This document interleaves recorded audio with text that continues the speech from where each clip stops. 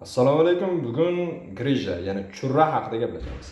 Xalq tilida grija, lekin ilmiy tilda aytilganda bu churra deb ataladi. Churra inson tanasida bo'ynida, belida va qorin bo'shlig'ida bo'lishi mumkin. Bugun qorin bo'shlig'idagi churralar haqida gaplashamiz. Churra o'zi bu nima? Bu ichki organ yoki to'qimaning qorin bo'shlig'idan chiqib, teri ostiga o'tib qolishining natijasida hosil bo'lgan bir tuzilma. Uni sabablari og'riq ko'tarish, kuchli yo'tal, ortiqcha vazn va uzoq vaqt harakatsiz qolishdir. Endi bu bir necha kunlar bo'lishi mumkin.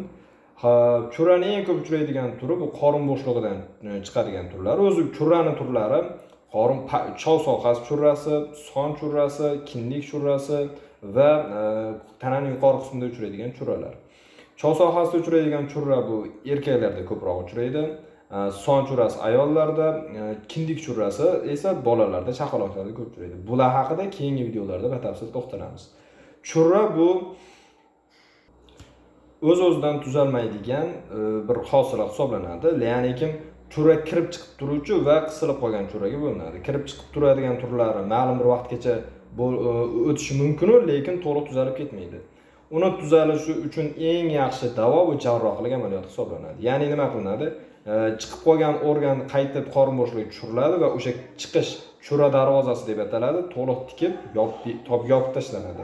Operatsiyadan keyin bemorlar bir necha hafta davomida dam olishlari kerak. Ya'ni og'riq ko'tarilmasligi, tinchlanish va sekin jismoniy faollikni o'stiradi. Ismim Shukurjon, xirurgman. Har kuni biror kasal haqida ozgina ma'lumot berib borishga harakat qilaman. Rahmat.